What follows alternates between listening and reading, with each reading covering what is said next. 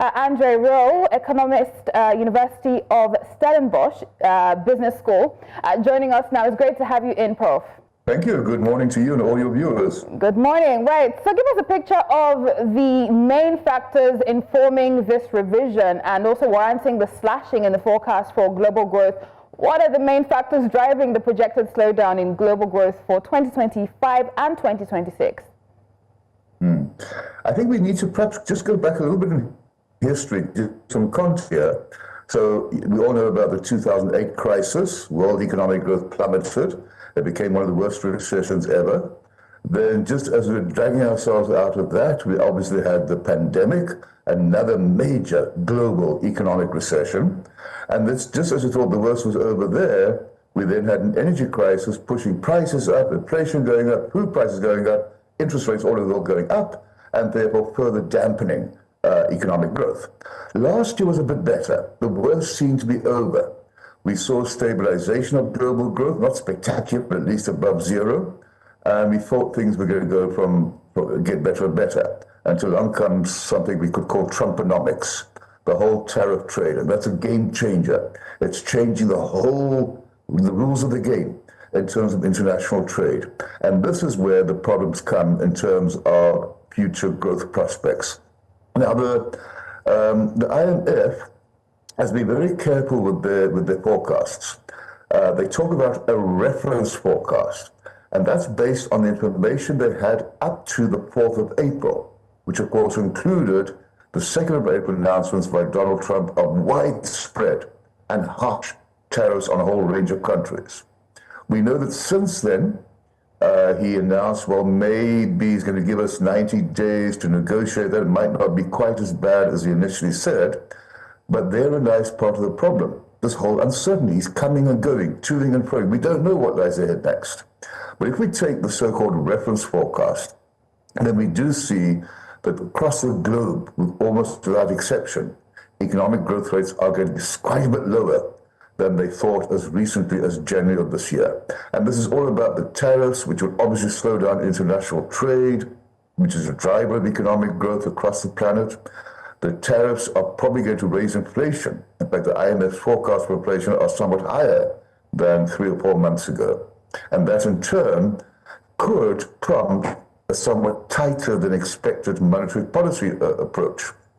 So we know that the Fed in America is being stubborn and not lowering interest rates. Trump wants them to do so.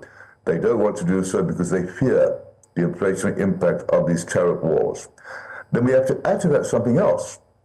And that is that the two biggest economies in the world, both America and China, of course, are engaged. I think we can say this, in a trade war.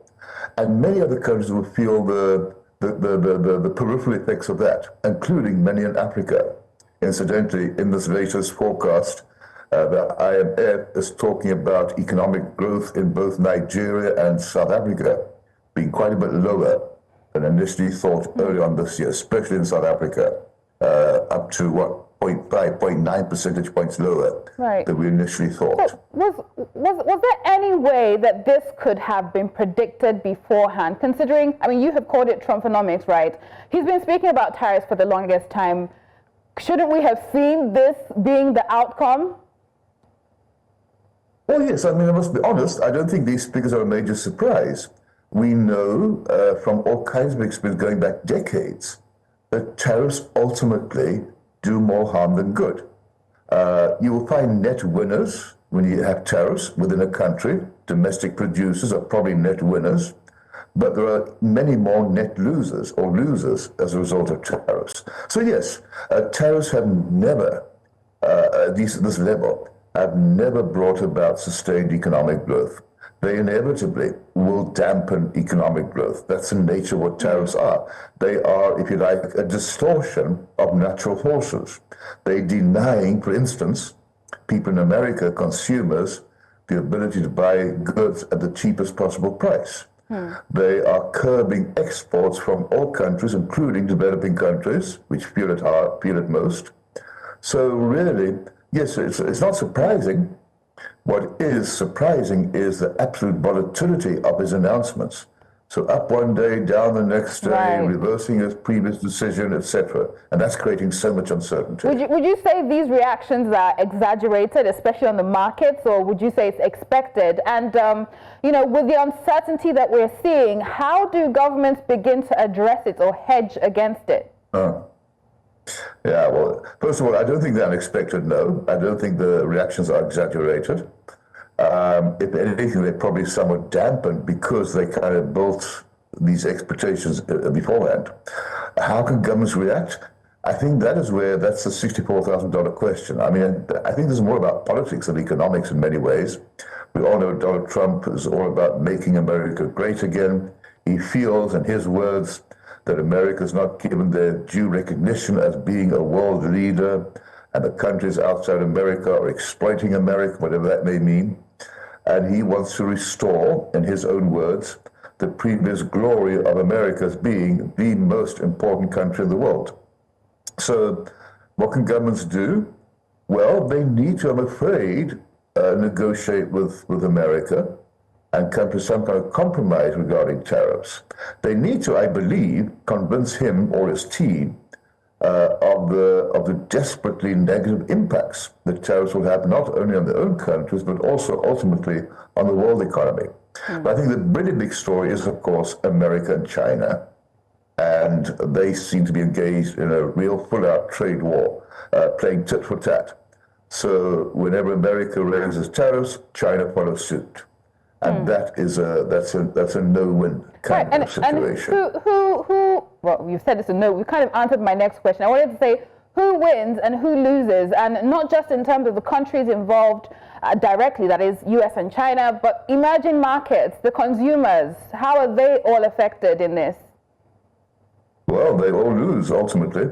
Emerging markets, in fact, any country, but let's talk about emerging markets, lose by virtue of finding it more difficult to export their goods to places like America, but also more indirectly, if global economic growth or growth in America and China and Europe slows down, being our biggest trade partners, we will feel the effect in terms of economic growth, we being the developing world. Consumers lose in various ways. They're being forced to pay higher prices for the goods they want to consume than would otherwise be the case. They're also indirectly being denied a choice. They are being forced to choose goods which are not necessarily their first choice, but they might be the cheaper ones. So consumer welfare suffers. Producers in America might feel in the short term they are benefiting because they are being protected. But protection is a mug's game. When you are protected, it takes away the need to be competitive. Why bother trying to be efficient when you know you're protected through these tariffs? By the way, just another point, Donald Trump has repeatedly said he is taxing foreigners. Well, that's nonsense. Foreigners don't pay the import tariffs. Local importers pay the import tariffs, not foreigners, not the exporters. So he's got it all wrong there as well. I mean, so it also sounds like a doom and gloom story. Do you see any opportunities here, right? Do you see any opportunities here with the trade tensions, for other countries? Are there any opportunities even on the markets here? Well, yes. I mean, there's always opportunities along with challenges and problems. There's always opportunities. I mean, I suppose one could argue, and it makes a great deal of sense, really, that here in Africa, we need to start expanding or widening our net of potential importers to who we can export, which is not a bad thing. Diversifying, as I say, our destination of exports. But it also means we have to make sure we produce the right things for the export market. The right things at the right price and the right quantity and the right quality. So it could, in an indirect fashion, force us, and we need this, to become more efficient, more competitive. In terms of consumers, well, I've already made the point, really. I'm afraid consumers cannot really win from all of this. Producers might, but then they need to become more efficient in the developing world. And for central banks across the world, what's their role in all of this? What can they do to perhaps hedge and stabilize inflation and maybe even FX? Yes. Yeah, absolutely. In fact, unfortunately, contributing towards the slowdown in growth is the possibility that interest rates might not rise, but the expected relaxation might be less impressive than we hoped. As I say, we see it happening already in America. Rates have not come down so far this year. Inflation rates in America might actually go up. I'm not saying that will call for high interest rates, but I say it'll slow down the downward momentum and indirectly, therefore, curb economic activity. Here in South Africa, although we see inflation at quite low levels, so far this year, the governor has not lowered interest rates because he is scared and concerned, as are many others, about future potential inflationary forces. So central banks will probably stick to their mandate, and that is to be very conservative, to err on the side of being too strict rather than too relaxing, which is good, but it does slow down and further slow down economic activity. And of course, we're looking forward to lower interest rates, especially for SMEs and businesses locally. Finally, Prof, how do you think countries, obviously in the backdrop of this slashing of economic global growth, right, by the IMF, how can countries continue with their infrastructure drive, continue to manage their rising debts, and also raise revenue in spite of what's happening? Or do you think that is mission impossible for them at the moment? No, I think those remain underlying necessities. In terms of government debt, I'm afraid there too we're probably going to see tighter fiscal policies across the planet. Not because of Trump, not because of tariffs, but simply because in the last few years government debt has risen quite rapidly across the planet. That's not sustainable, especially not if interest rates remain quite high. That means the cost of servicing the debt is getting more and more problematic. It doesn't take away the fact that the world economy is still operating. It's just not growing at the speed we had hoped for. It doesn't take away the fact that developing world, in particular Africa, comes to mind, desperately needs more investment, as you say, in infrastructure, economic infrastructure, along with many other things. So those fundamentals will always remain crucial. The other thing, by the way, that is bothersome for Africa is, of course, the cutting off of aid, especially aid aimed at HIV and AIDS antiretroviral therapy.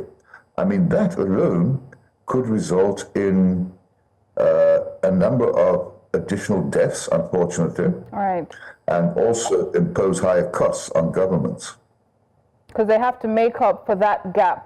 But thank you very much, Professor Andre Roux, Economist, University of Stellenbosch, for joining us for this conversation. Thanks for having me. Goodbye. Bye.